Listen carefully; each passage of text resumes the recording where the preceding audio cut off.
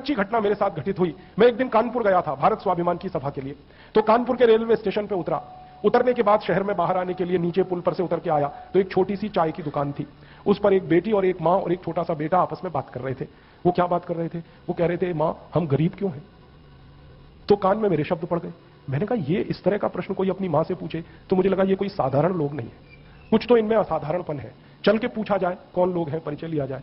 तो मैं गया उस दुकान पे, मैंने पूछा आप लोग कौन हैं? तो उन्होंने कहा कि हम तात्या टोपे के परिवार के लोग।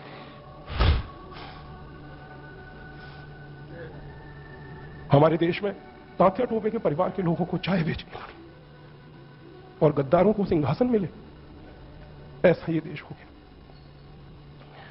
जिन लोगों ने तात्या टोपे को मरवाया था वो इस देश में मुख्यमंत्री रह चुके, आपको मालूम है? और एक एक राज्य के नहीं, दो दो राज्य के मुख्यमंत्री रह चुके। तात्या टोपे का गुप्त पता जिन गद्दारों ने अंग्रेजों को बताया था, उस खानदान के कई लोग इस देश में मंत्री रह चुके हैं। झांसी की रानी लक्ष्मीबाई को जिन्होंने मरवाया था वो इस देश में मंत्री रह चुके हैं। और तात्या टोपे जिन्होंने जवानी लगा दी देश के लिए, उनके परिवार के लोग चाय बेच रहे हैं।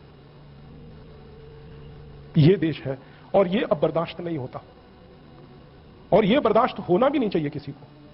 क्यों बर्दाश्त होना चाहिए? ऐसा देश तो हमने कल्पना कभी की नहीं थी। तात्या टोपे ने कभी कल्पना नहीं की थी कि ऐसा देश बनेगा। झांसी की रानी की कभी कल्पना नहीं थी, चंद्रशेखर की कल्पना नहीं थी।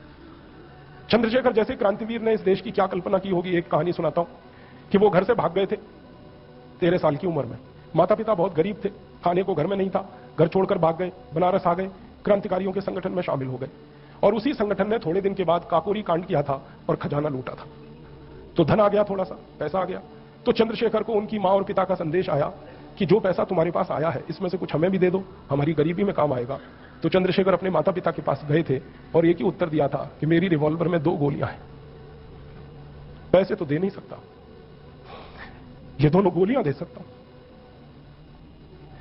ऐसा देश चंद्रशेखर का, ऐसा देश तात्या टोपे का अब लुट रहा है।